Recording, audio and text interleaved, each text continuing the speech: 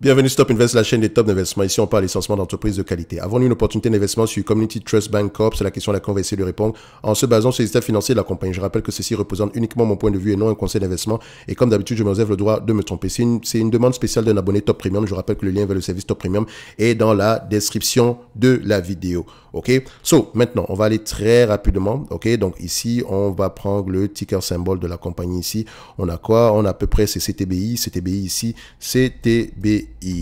Parfait. Donc, alors, je vais regarder premièrement aussi l'évolution des dépôts. OK? Donc, qu'est-ce qu'on a ici en termes de dépôts? Est-ce qu'on a une augmentation, une diminution?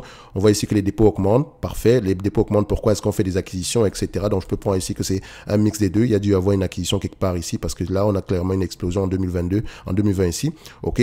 Maintenant, quel est le pourcentage de prêts ici sur les dépôts? Donc, on voit ici déposit, pourcentage de prêts. Donc, est-ce qu'on est en dessous de 100%? Parfait. On est aux alentours de 85% ici. Parfait. Donc, on voit ici que l'entreprise lui reste encore, elle peut encore utiliser énormément. Il lui reste encore assez de cash ici pour pouvoir mettre au travail avec les taux d'intérêt qui sont élevés. Ça peut être assez intéressant. OK? Maintenant, il faut regarder à peu près combien est-ce qu'elle rémunère ces dépôts-là en date d'aujourd'hui. OK? So, maintenant, j'aime bien regarder également le return on equity, histoire de voir s'il est aux alentours de 10, sinon plus que ça. D'accord? Pour les bancaires ici, c'est 10 et plus. OK? Si vous avez moins que ça, faites attention déjà. Donc, ici, on voit qu'en moyenne, on a à peu près 11%, la médiane. Enfin, c'est sûr, si on prend toute la période depuis 1996 par là. Sur les 10 dernières années, on est à 10,49%. Vous constatez clairement ici que sur les à peu près depuis 2021 ici, on a des 12%. Donc 10% en plus, tant mieux pour moi. OK? Maintenant, on va regarder ici le pourcentage de dépôt sur les prêts. D'accord? On constate ici qu'on est à combien? C'est surtout par rapport à la moyenne de ce business-ci. Il faut faire attention. Donc, il faut toujours également regarder par rapport aux entreprises, aux compagnies bancaires dans ce secteur, aux compagnies bancaires il faut regarder la moyenne dans l'ensemble du secteur, d'accord? Surtout les compagnies qui sont à peu près le même type de banque. Faites attention, il y a plusieurs types de banques, ok? Généralement, regardez les banques de même taille, ok? Qui parfois également ont peut-être le même type de portfolio ici. Est-ce que c'est une banque qui prête plus aux l'immobilier résidentiel? Elle opère dans quelle région présentement? Ou bien c'est l'immobilier commercial? Ou bien est-ce qu'elle prête uniquement aux industries? Toujours aller vérifier. Donc, on constate ici qu'en moyenne, c'est une banque qui a un taux de perte sur prêt aux alentours de 1,29%. Actuellement, on est à 1,21. Donc, on est en dessous de sa moyenne à elle. OK? Donc, maintenant, les activités, les bénéfices ici issus du différentiel des taux d'intérêt ici par rapport aux revenus, c'est combien? L'histoire de voir à peu près quel type de banque on a présentement. Est-ce qu'on a une banque qui repose à 100% ici quel est le pourcentage des bénéfices issus des activités classique de banque ici. Donc ici, on constate qu'on est aux alentours, en moyenne, c'est 89%. On constate ici que sur les 10 dernières années, c'est 77,50. Donc on est aux alentours, actuellement, c'est 78%. Donc on est aux alentours de 80% par là. Donc c'est une banque ici. Vous savez que quand vous allez aller regarder le tangible book value ici, ça peut être une banque qui peut avoir tendance à s'échanger ici à 1,2 fois les actifs tangibles net par action. C'est pour ça que ce chiffre aussi est intéressant, généralement pour moi. Donc ici, quand je vais aller regarder les actifs tangibles par action, par exemple ici, le tangible book value per share, en moyenne, le ratio, le prix sur actif tangible net par action, je regarde la médiane ici, le marché paye généralement combien pour cette compagnie ici? Le marché paye 1,7 fois les actifs tangibles net. Techniquement, il devrait payer 1,2 fois. Mais il faut également voir ici que ça peut prendre en considération la croissance, etc. Mais moi, je ne paye pas plus de 1,2 fois. Vu que 20% des actifs de cette banque ici proviennent des activités autres que des activités classiques de banque ici. Donc ça peut être des frais, etc.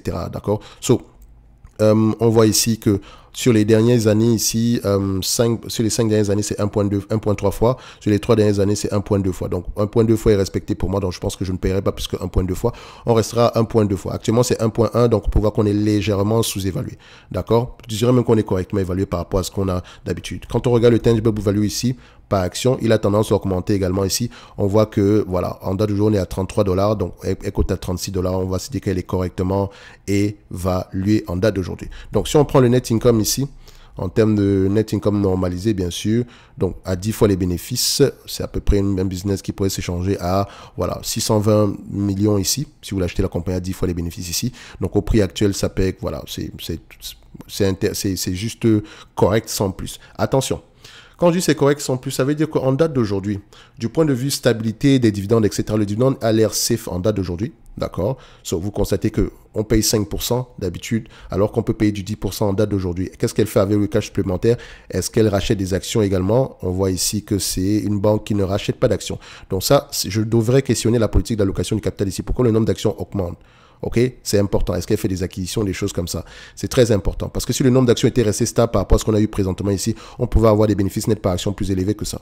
Donc, il faut faire attention, toujours aller vérifier pourquoi est-ce que le nombre d'actions a augmenté. Sinon, dans l'ensemble, je pense que par rapport aux activités de la banque, c'est classique. C'est, voilà, correctement évalué, quantitativement, correctement évalué, et voilà, le dividende ici, il est LRC, donc ce sera une entreprise qui sera intéressante du point de vue dividende. Ok, donc 5% ici, et il y a de grandes chances qu'ils continuent de le payer, d'accord, et voilà, on s'attend à des bénéfices moins élevés dans le futur ici, mais ça reste à peu près au niveau de la moyenne, parce que 2021-2022 ici ont été des années exceptionnelles pour les bancaires, tout simplement parce que elles achètent de l'argent à des taux d'intérêt moins élevés que ce qu'elles pouvaient recevoir sur le marché en date d'aujourd'hui. Donc ça va avoir tendance à s'ajuster en conséquence, parce que les dépôts vont être rémunérés à des taux d'intérêt plus élevés que ça. Ok, pour Community Trust Bank Corp, et comme avec toutes les banques, ça sera à peu près le même narratif, c'est intéressant. Du point de vue rendement, c'est intéressant. Du point de vue prix, on est juste à des niveaux assez corrects, et les actifs tangibles net par action ont tendance à croître ici aux alentours de 10%, si on prend le ROE moyen, bien sûr, ok? Donc, on pourrait s'attendre ici à une croissance moyenne du prix aux alentours de 10% par an sur les années à venir en se basant sur les actifs tangibles net par action, ok? Et encore, c'est le multiple ici légèrement plus élevé que la moyenne. Donc, pour ceux qui sont intéressés, Community Trust Bank Corp, ça peut être intéressant à les regarder en profondeur. Ok? Ceci n'est que mon point de vue et non un conseil d'investissement. Comme d'habitude, je me réserve le droit de me tromper. En lien, le service Top Premium dans la description de la vidéo, ainsi que la Top Newsletter qui, elle, est gratuite. Ok? Donc, on va se donner rendez-vous sur la prochaine vidéo. Merci.